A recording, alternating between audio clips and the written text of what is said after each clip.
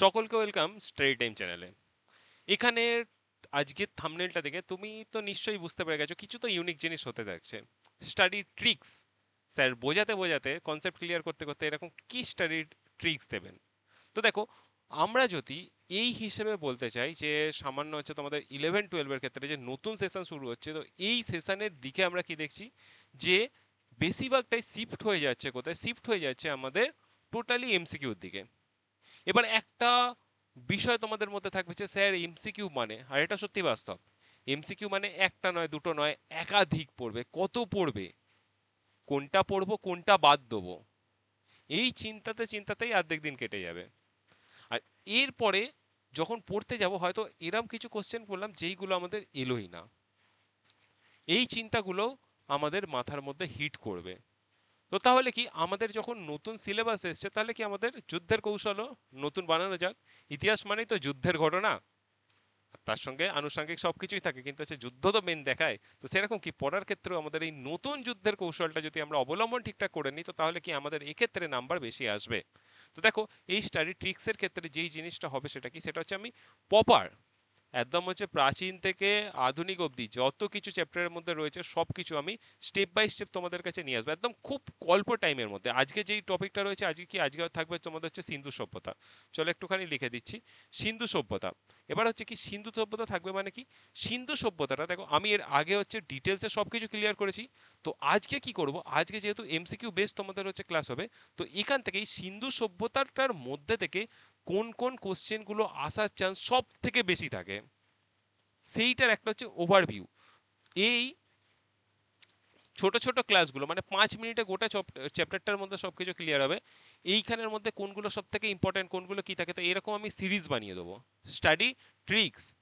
এই ট্রিক্স অনুযায়ী এই কোশ্চেনগুলো তুমি যদি সবার ফার্স্ট রেডি করো, তো তাহলে তোমার কিন্তু নাম্বার বাকি সবার থেকে বেশি হবে। তো দেখো, ডিটেলস ক্লাসে সবকিছু কনসেপ্ট তো ক্লিয়ার করা আছে, কিন্তু হচ্ছে ভালোভাবে শক্তিশালীভাবে এগোনোর জন্য এই ট্রিক্সটা কিন্তু তোমাদের দরকার। তো মেন, বেশি দেরি করব না, সবকিছু সিন্ধু সভ্যতার গল্প আজকে যখন হবে তো সিন্ধু সভ্যতা নিয়েই। দেখো মেন না, যেটা যদি আমরা বলি সিন্ধু সভ্যতাটা কি ছিল, হ্যাঁ একটু আধটু কনসেপ্টটা ক্লিয়ার হবে। সিন্ধু সভ্যতাটা কি ছিল, এইটা থেকেই হচ্ছে ইতিহাস মেন শুরু হচ্ছে একদম। যদি তোমাদের বলা হয় যে একদম প্রাচীন যুগ ফুগ থেকে সবকিছুকে বাদ দিয়ে দেখে যে প্রথম শহরের মতন জিনিস একটা সভ্যতা গড়ে উঠেছে কোথায়, যেখান থেকে ইতিহাসে শুরু হচ্ছে, সেটা হচ্ছে সিন্ধু সভ্যতা। এই সিন্ধু সভ্যতা থেকে কিছু কোশ্চেন হচ্ছে সব থেকে বেশি ইম্পর্টেন্ট থাকে। তো দেখো, প্রথমে আমি লিখে দেবো হচ্ছে প্রাচীন যুগের ইতিহাসের হচ্ছে টপিকটা।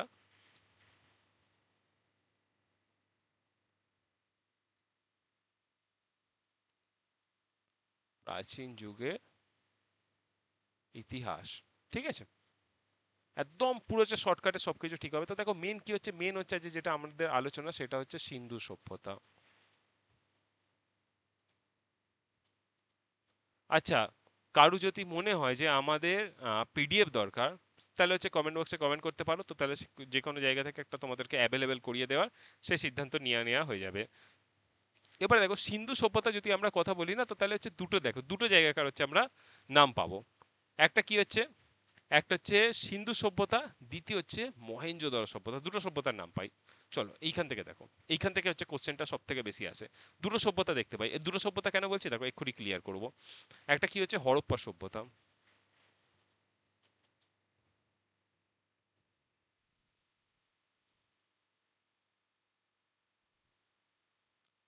আরেকটা জায়গার নাম পাই, সেটা কি, সেটা হচ্ছে মহেঞ্জোদড়ো সভ্যতা।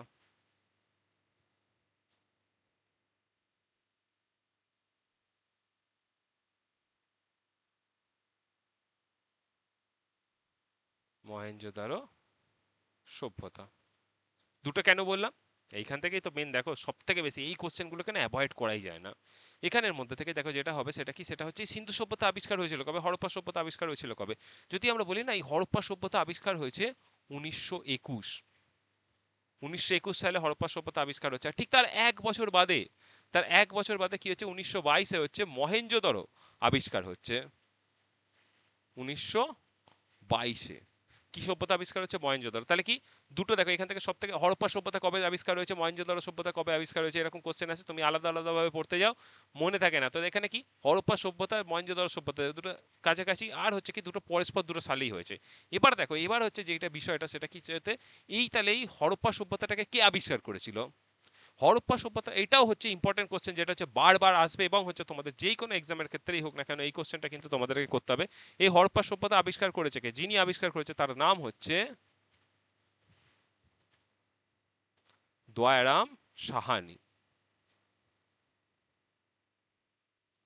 ঠিক একইভাবে যদি আমরা দেখি যে তাহলে এই মহেঞ্জোদারো সভ্যতা কে আবিষ্কার করেছে, এইখানেই হচ্ছে বেশিরভাগ কনফিউজ হয় সবাই। তো সেখানে কি, সেখানে হচ্ছে মহেঞ্জোদারো সভ্যতা যিনি আবিষ্কার করেছে তার নাম হলো রাখাল দাস বন্দ্যোপাধ্যায়।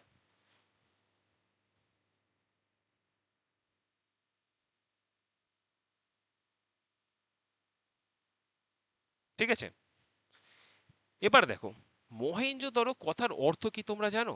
মহেঞ্জোদারো কথার অর্থ কি? এটাও হচ্ছে কিন্তু বারবার কোশ্চেন আছে। তো মহেঞ্জোদারো কথার অর্থ হলো মৃতের স্তূপ। কি কথার অর্থ হলো? মৃতের স্তূপ, মানে হচ্ছে মরা মানুষের হচ্ছে স্তূপ।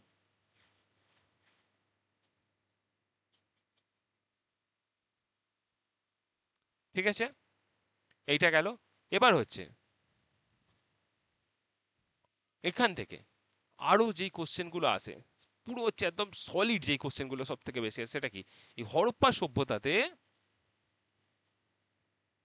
বিভিন্ন শিল পাওয়া গেছিল। তো তার একটা শিলে হচ্ছে কার ছবি ছিল জানো? পশুপতি শিবে, তাকে তারা পুজোও করতো।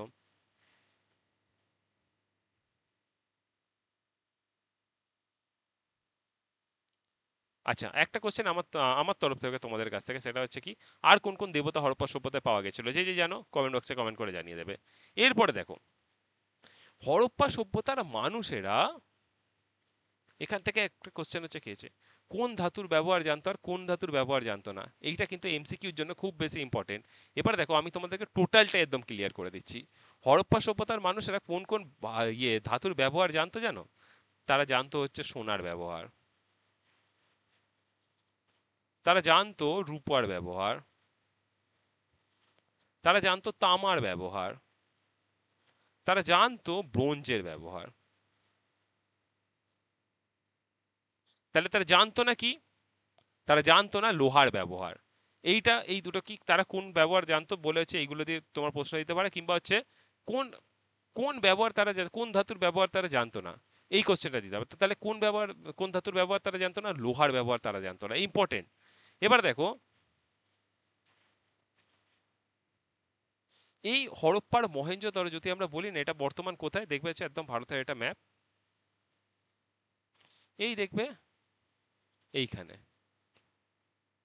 পুরো হচ্ছে এই পাকিস্তান, এই সাইডটাতে পুরো হচ্ছে এইখানে। এবারে দেখো এখান থেকে আরো একটা প্রশ্ন যেটা আসে এইটা থেকে, সেটা হচ্ছে কি যেগুলো মেন ইম্পর্টেন্ট আসে, যেগুলো বাদ দেওয়ার কোনো জায়গা নেই, সেইগুলো তোমার হচ্ছে এক্সামে তুমি যেই ক্লাসেই পড়ো না কেন, এই জায়গাগুলো থেকে, এই চ্যাপ্টারটা থেকে, এই জায়গাগুলো থেকেই কোশ্চেন আসে। এবার যেই জায়গা থেকে পরের কোশ্চেনটা, সেটা কি হচ্ছে সিন্ধু সভ্যতার মানুষেরা কাদের সঙ্গে ব্যবসা করতো? সিন্ধু সভ্যতার মানুষেরা ব্যবসা করতো কাদের সাথে? তো কে কে অ্যান্সার দিতে পারে, যে যে অ্যান্সার জানো না, শেষে হচ্ছে একটা টেস্টের মতন করে নিচে অ্যান্সারগুলো দিতে থেকো। এবার কি তারা হচ্ছে ব্যবসা করতো কাদের সঙ্গে? চলো, তারা ব্যবসা করতে হচ্ছে মেসোপটেমিয়ার সাথে।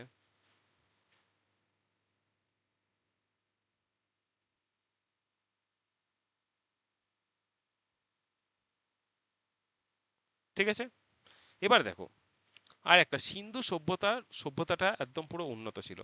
তারা যখন কিছু ঘর বাড়ি করেছিল, কিন্তু সেইখানে আমরা কি দেখতে পাচ্ছি, সেখানে আমরা ইটের ব্যবহারও দেখতে পেয়েছি। এটা হচ্ছে তোমরা মনে রাখতে পারো। এবার দেখো সিন্ধু সভ্যতার সময়কাল যদি আমরা বলি, তাহলে কত টাইম, এটা যদি বলি তো তাহলে কি এটা হচ্ছে 2500 থেকে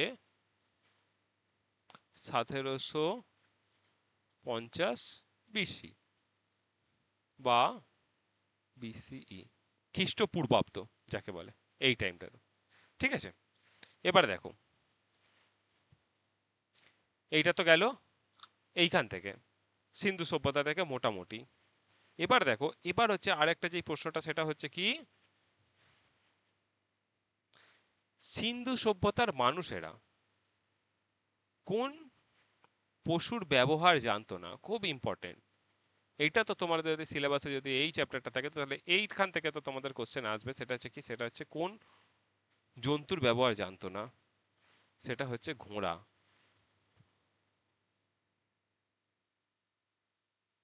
ব্যবহার জানতো না।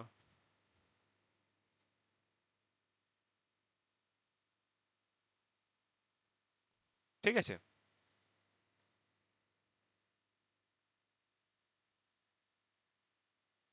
আচ্ছা, এইটা না কোন টাইমের, সিন্ধু সভ্যতাটা কোন টাইমের সভ্যতা? যদি এটা বলা হয় তো তাহলে হচ্ছে কি, টাইমটা আবার লিখে দিচ্ছি, টাইম হচ্ছে তাম্রপ্রস্তর যুগের হচ্ছে সভ্যতা।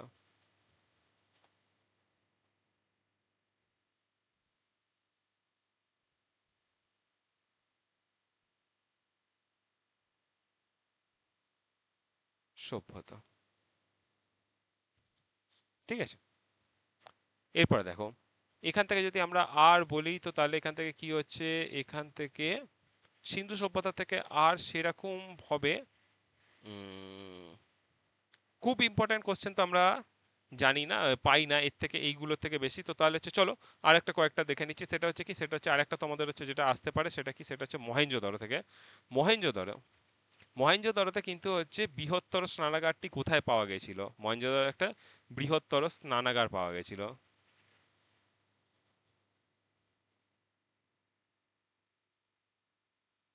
স্নানাগারটা কোথায় ছিল? সেটা ছিল হচ্ছে মহেঞ্জোদারোতে।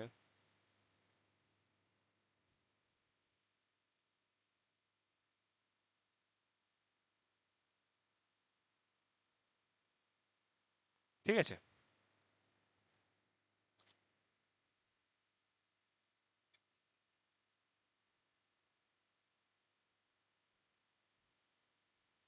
তারপর হচ্ছে এখান থেকে বৃহৎ শস্য ভাণ্ডার, শস্য ভাণ্ডার এটা কোথায় পাওয়া গেছিল?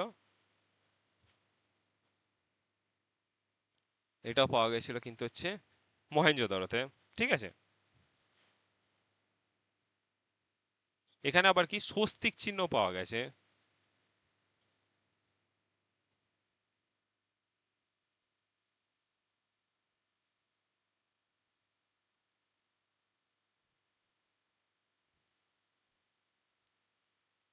স্বস্তিক চিহ্ন পাওয়া গেছে।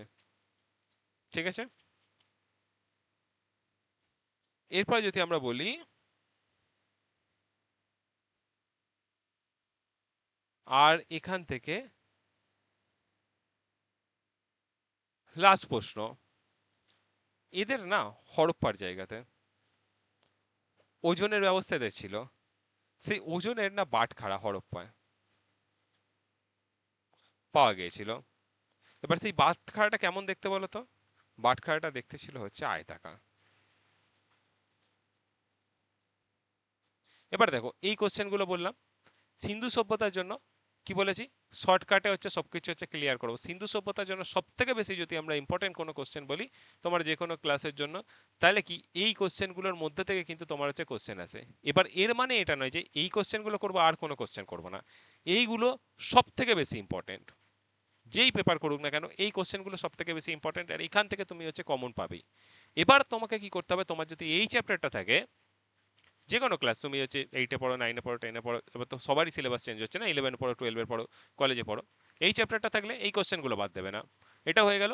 এরপরে তোমার ডিউটি কি, বেসটা তুমি শক্ত করলে একদম কি এই কয়টা বলের মধ্যে যদি তোমাকে বল করে তুমি একদম পুরো হচ্ছে 6 মারবে। এরপরে এক্সেস তোমাকে এর থেকে বেশি অ্যান্সার দেওয়ার জন্য আরো বেশি তোমাকে পড়তে হবে। Hope clear?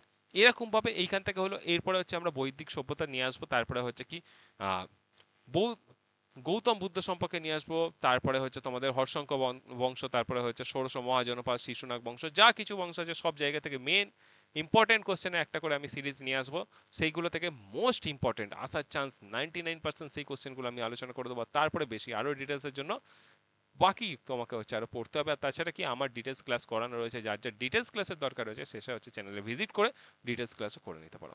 তবে আজ এতটাই, দেখা হচ্ছে পরের ক্লাসে। চলো টাটা, বাই বাই।